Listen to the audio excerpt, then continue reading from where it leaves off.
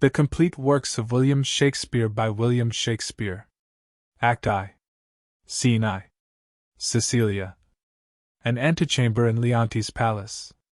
Enter Camillo and Archidmus. Archidamus.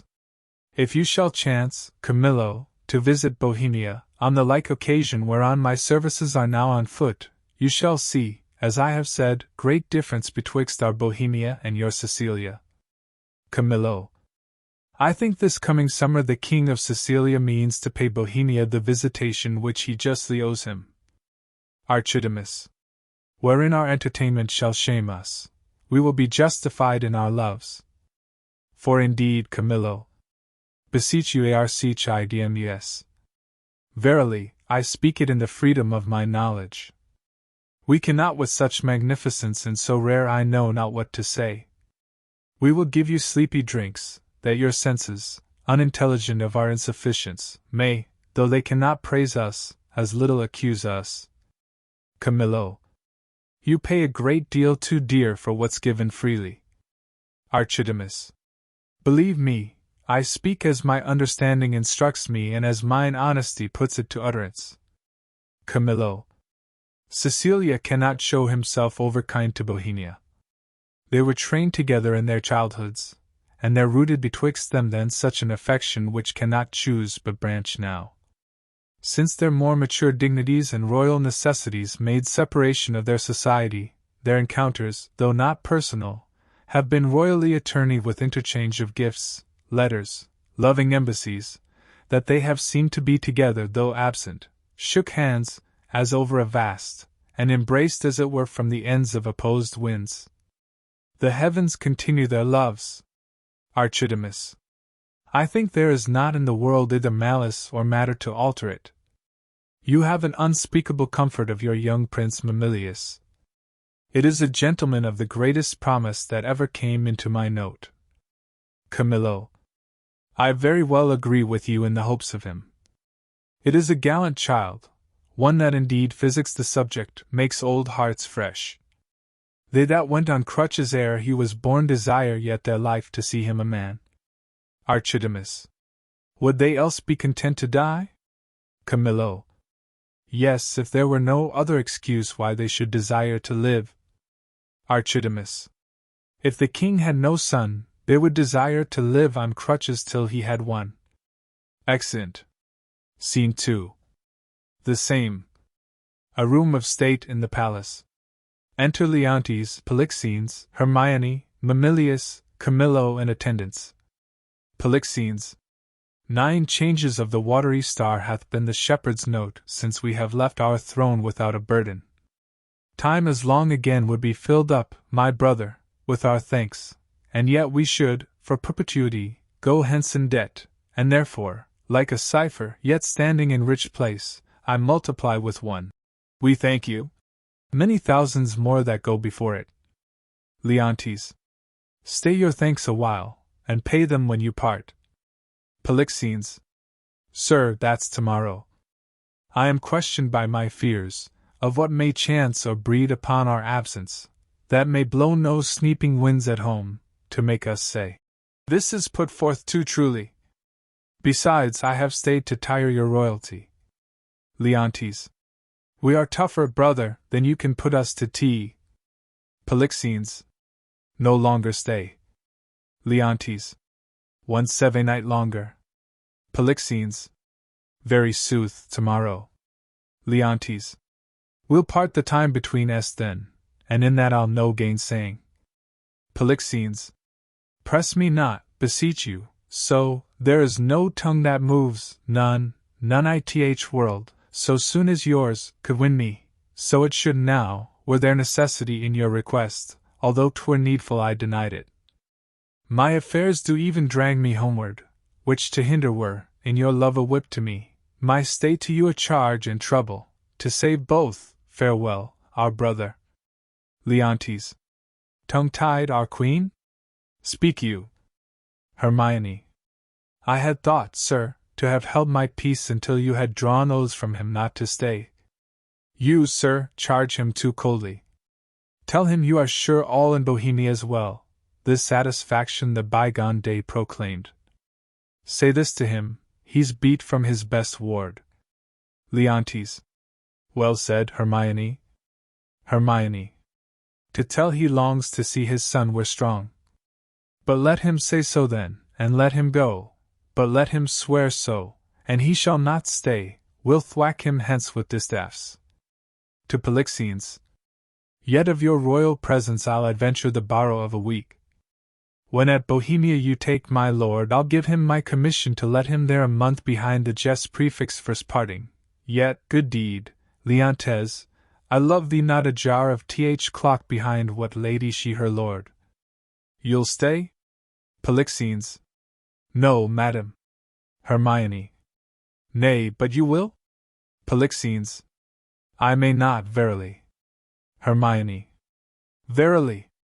You put me off with limber vows, but I, though you would seek to unsphere the stars with oaths, should yet say, Sir, no going. Verily, you shall not go. A lady's verily is as potent as a lord's. Will go yet? Force me to keep you as a prisoner, not like a guest, so you shall pay your fees when you depart, and save your thanks. How say you? My prisoner or my guest? By your dread. Verily, one of them you shall be. Polixenes. Your G. US then, madam. To be your prisoner should import offending, which is for me less easy to commit than you to punish. Hermione. Not your jailer then, but your kind hostess. Come, I'll question you of my lord's tricks and yours when you were boys. You were pretty lordings then. Polixenes. We were, fair queen, two lads that thought there was no more behind but such a day tomorrow as today, and to be boy eternal. Hermione. Was not my lord the very wag oth too? Polixenes. We were as twin lambs that did frisk ith son and bleat the one at other. What we charmed was innocence for innocence, we knew not the doctrine of ill-doing, nor dreamed that any did. Had we pursued that life, and our weak spirits ne'er been higher reared with stronger blood, we should have answered heaven boldly. Not guilty. The imposition cleared hereditary ours. Hermione. By this we gather you have tripped since. Polixenes. O my most sacred lady, temptations have since then been born to s. For in those unfledged days was my wife a girl, your precious self had then not crossed the eyes of my young playfellow. Hermione. Grace to boot.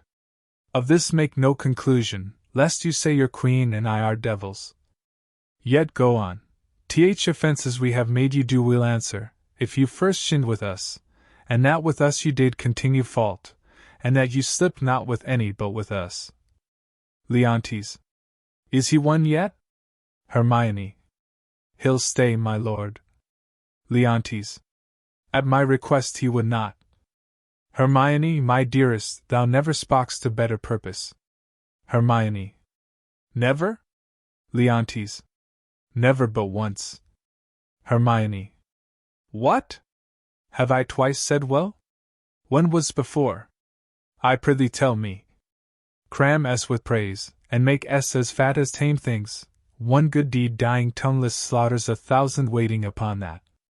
Our praises are our wages. You may ride s with one soft kiss 1,000 furlongs ere with spur we heat an acre. But to goal, my last good deed was to entreat his stay.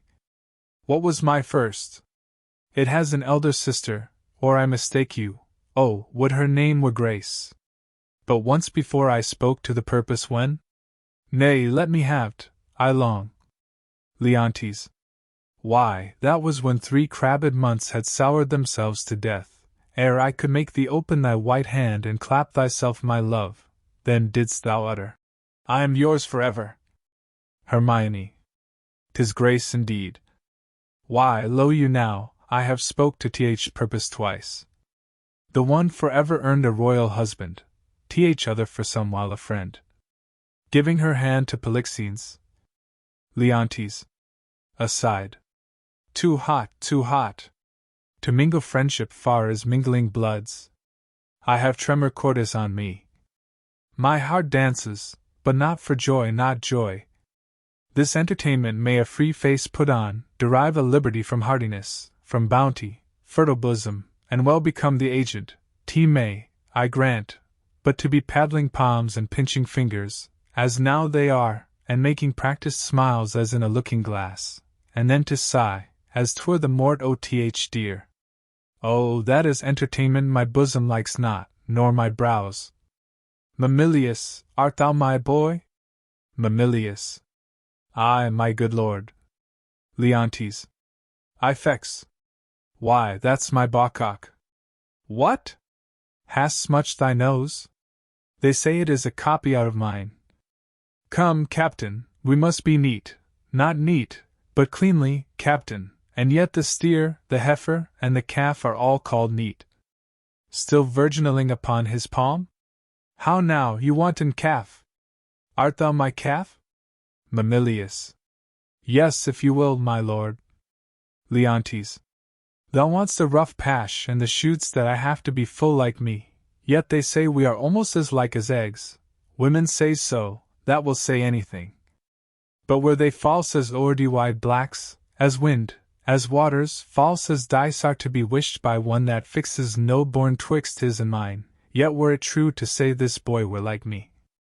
Come, sir page, look on me with your welkin eye, sweet villain. Most dearest. My collop. Can thy dam? Mate be? Affection. Thy intention stabs the centre. Thou dost make possible things not so held, communicats with dreams. How can this be?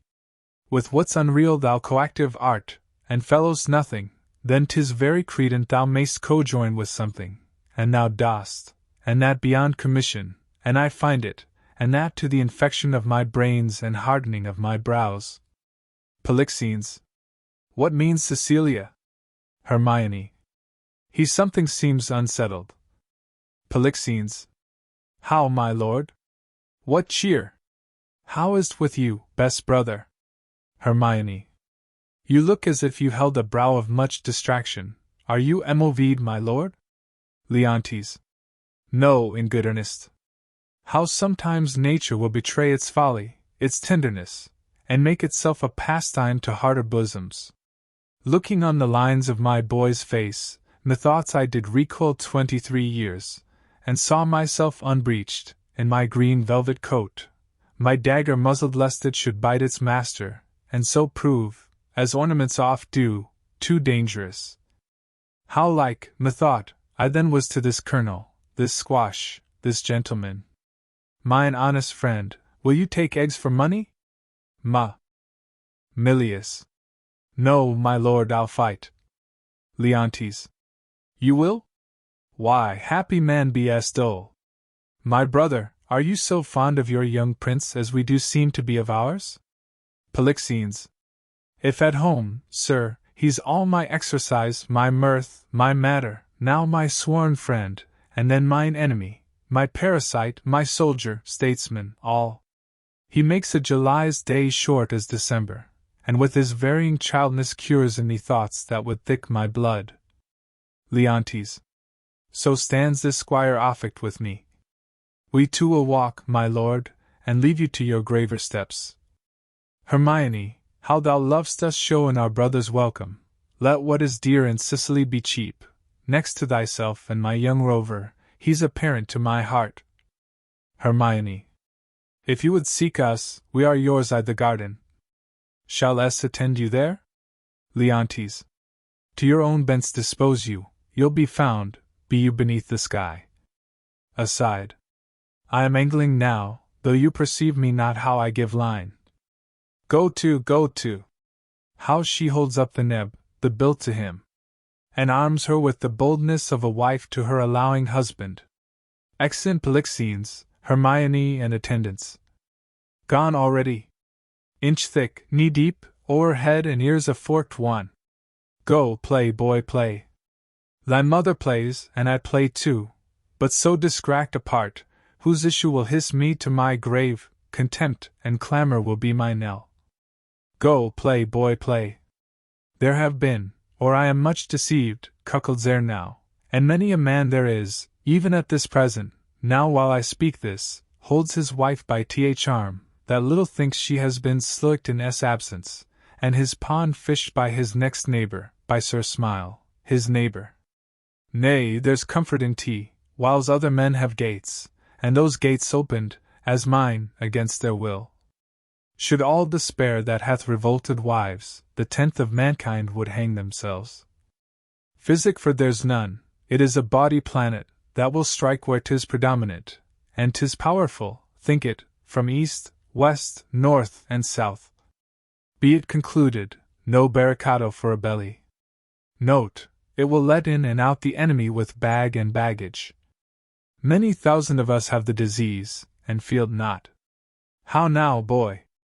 Mamilius. I am like you, they say. Leontes. Why, that's some comfort. What? Camillo there? Camillo. Ay, my good lord. Leontes. Go play, Mamilius, thou art an honest man. Exit Mamilius. Camillo, this great sir will yet stay longer. Camillo. You had much ado to make his anchor hold, when you cast out, it still came home. Leontes. Didst note it? Camillo. He would not stay at your petitions, made his business more material. Leontes. Didst perceive it? Aside. They're here with me already, whispering, rounding. Cecilia is a so forth. 'Tis far gone when I shall gust at last. How came Camillo, that he did stay? Camillo. At the good Queen's entreaty. Leontes. At the Queen's beat, good, should be pertinent, but so it is not. Was this taken by any understanding putty but thine? For thy conceit is soaking, will draw in more than the common blocks. Not noted is't, but of the finer natures? By some severals of headpiece extraordinary? Lower messes perchance are to this business purblind? Say. Camillo. Business, my lord? I think most understand Bohemia stays here longer. Leontes. Ha! Camillo. Stays here longer. Leontes. Ay, but why? Camillo.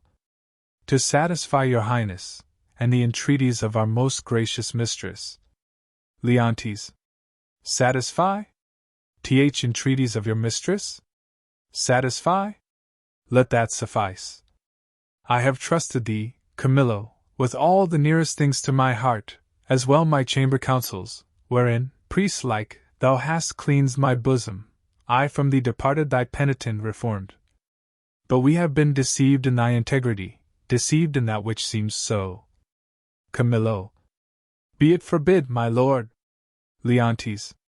To bide upon't, thou art not honest, or, if thou inclinst that way, thou art a coward, which hawks his honesty behind, restraining from course required, or else thou must be counted a servant grafted in my serious trust, and therein negligent, or else a fool that sayest the game played home, the rich stake drawn, and taxed it all for jest.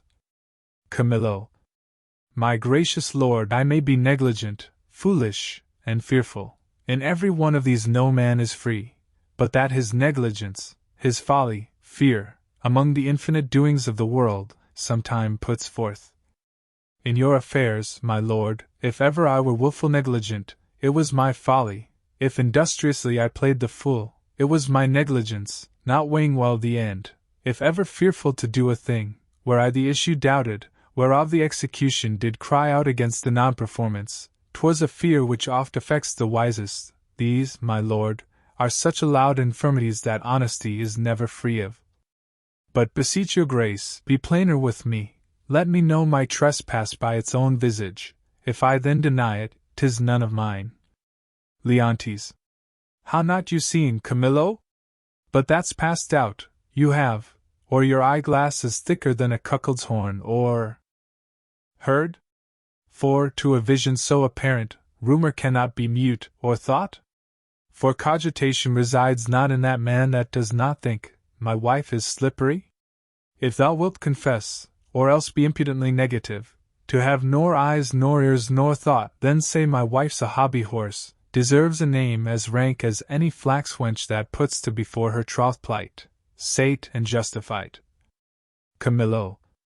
I would not be a stander-by to hear my sovereign mistress clouded so, without my present vengeance taken. Shrew my heart, you never spoke what did become you less than this, which to reiterate were sin as deep as that though true. Leontes. Is whispering nothing? Is leaning cheek to cheek? Is meeting noses? Kissing with inside lip? Stopping the career of laughter with a sigh? A note infallible of breaking honesty? Horsing foot on foot? Skulking in corners? Wishing clocks more swift? Hours, minutes? Noon, midnight? And all eyes blind with the pin and web, but there's only, that would unseen be wicked? Is this nothing? Why, then the world and all that's in't is nothing, the covering sky is nothing, Bohemia nothing, my wife is nothing, nor nothing have these nothings, if this be nothing. Camillo. Good my lord, be curt of this diseased opinion, and betimes, for 'tis most dangerous. Leontes. Say it be 'tis true. Camillo. No, no, my lord. Leontes. It is. You lie, I say thou liest, Camillo, and I hate thee, pronounce thee a gross lout, a mindless slave, or else a hovering temporizer that canst with thine eyes at once see good and evil, inclining to them both. Were my wife's liver infected as her life, she would not live the running of one glass. Camillo. Who does infect her? Leontes. Why, he that wears her like her metal, hanging about his neck, Bohemia, who, if I had servants true about me, that bear eyes to see alike mine honor as their profits, their own particular thrifts, they would do that which should undo more doing. I, and thou, his cupbearer, whom I from meaner form have benched and reared to worship, who may see plainly as heaven sees earth and earth sees heaven, how I am galled, mightst bespice a cup, to give mine enemy a lasting wink, which draught to me were cordial. Camillo. Sir, my lord, I could do this, and that with no rash potion, but with a lingering dram, that should not work maliciously like poison. But I cannot believe this crack to be in my dread mistress, so sovereignly being honorable. I have loved thee, Leontes. Make that thy question, and go rot. Dost think I am so muddy, so unsettled, to appoint myself in this vexation, sully the purity and whiteness of my sheets, which to preserve is sleep, which being spotted as goads, thorns, nettles, tails of wasps, give scandal to the blood oth prince, my son, who I do think is mine, and love as mine, without right moving to't? Would I do this? Could man so blench? Camillo. I must believe you, sir, I do, and will fetch off Bohemia for't, provided that, when he's removed, your highness will take again your queen as yours at first, even for your son's sake, and thereby for sealing the injury of tongues in courts and kingdoms known and allied to yours. Leontes. Thou dost advise me even so as I mine own course have set down, I'll give no blemish to her honor, none. Camillo. My lord, go then, and with a countenance as clear as friendship wears at feasts, keep with Bohemia and with your queen. I am his cupbearer. If from me he have wholesome beverage, account me not your servant. Leontes. This is all, do't, and thou hast the one half of my heart, do't not, thou splitst thine own. Camillo. I'll do't, my lord. Leontes. I will seem friendly, as thou hast advised me. Exit. Camillo. O miserable lady! But for me, what case stand I in? I must be the poisoner of good Polixenes, and my ground to do't is the obedience to a master, one who, in rebellion with himself, will have all that are his so too. To do this deed, promotion follows. If I could find example of thousands that had struck anointed kings and flourished after, I'd not do't. But since nor brass, nor stone, nor parchment, bears not one, let villainy itself forswear't. I must forsake the court, to do't, or no, is certain to me a breakneck. Happy star reign now! Here comes Bohemia. Enter Polixenes. Polixenes. This is strange. Methinks my favor here begins to warp. Not speak? Good day, Camillo. Camillo. Hail, most royal sir. Polixenes. What is the news ith court? Camillo. None rare, my lord. Polixenes. The king hath on him such a countenance as he had lost some province, and a region loved as he loves himself. Even now I met him with customary compliment, when he, wafting his eyes to the contrary, and falling the lip of much contempt, speeds from me, and so leaves me to consider what is breeding that changes thus his manners. Camillo. I dare not know, my lord. Polixenes. How dare not? Do not? Do you know, and dare not? Be intelligent to me? 'Tis thereabouts, for, to yourself, what why? Oh, you do know, you must, and cannot say you dare not. Good Camillo, your charmed complexions are to me a mirror which shows me mine charmed too, for I must be a party in this alteration, finding myself thus altered with. Camillo. There is a sickness which puts some of us in distemper, but I cannot name the disease, and it is caught of you that yet are well. Polixenes. How caught of me? Make me not sighted like the basilisk. I have looked on thousands who have sped the better by my regard, but killed none so. Camillo, as you are certainly a gentleman, thereto clerk-like, experienced, which no less adorns our gentry than our parents' noble names, in whose success we are gentle, I beseech you, if you know aught which does behove my knowledge thereof to be informed, imprison not in ignorant concealment. Camillo. I may not answer. Polixenes. A sickness caught of me, and yet I well? I must be answered. Dost thou hear, Camillo, I conjure thee, by all the parts of man which honor does acknowledge, whereof the least is not this suit of mine, that thou declare what incidency thou dost guess of harm is creeping toward me, how far off, how near, which way to be prevented, if to be, if not, how best to bear it. Camillo. Sir, I will tell you, since I am charged in honor, and by him that I think honorable. Therefore mark my counsel, which must be even as swiftly followed as I mean to utter it, or both yourself and me cry lost, and so good night. Polixenes. On, good Camillo. Camillo. I am appointed him to murder you. Polixenes. By whom, Camillo? Camillo. By the king. Polixenes. For what? Camillo. He thinks, nay, with all confidence he swears, as he had seen or been an instrument to vice you to, that you have touched his queen forbiddenly. Polixenes. Oh, then my best blood turn to an infected jelly, and my name be yacked with his that did betray the best. Turn then my freshest reputation to a savour that may strike the dullest nostril where I arrive, and my approach be shunned, nay, hated too, worse than the greatest infection that e'er was heard or read. Camillo. Swear his thought over by each particular star in heaven and by all their influences. You may as well forbid the sea for to obey the moon as or by oath remove or counsel shake the fabric of his folly, whose foundation is pilled upon his faith, and will continue the standing of his body. Polixenes.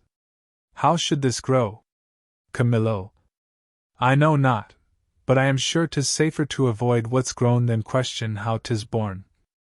If therefore you dare trust my honesty, that lies enclosed in this trunk, which you shall bear along impawned, away tonight. Your followers I will whisper to the business, and will by twos and threes, at several posterns, clear them oth city.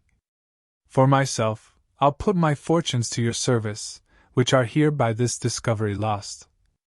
Be not uncertain, for by the honor of my parents I have uttered truth, which if you seek to prove, I dare not stand by, nor shall you be safer than one condemned by the king's own mouth, thereon his execution sworn. Polixenes. I do believe thee. I saw his heart in his face. Give me thy hand, be pilot to me, and thy places shall still neighbor mine. My ships are ready, and my people did expect my hence departure 2 days ago. This jealousy is for a precious creature, as she's rare, must it be great, and, as his person's mighty, must it be violent, and as he does conceive he is dishonoured by a man which ever professed to him, why, his revenges must in that be made more bitter. Fear o'ershads me. Good expedition be my friend, and comfort the gracious queen, part of his theme, but nothing of his ill-timed suspicion. Come, Camillo, I will respect thee as a father if thou bear'st my life off hence. Let us avoid. Camillo. It is in mine authority to command the keys of all the posterns. Please your highness to take the urgent hour. Come, sir, away. Exeunt.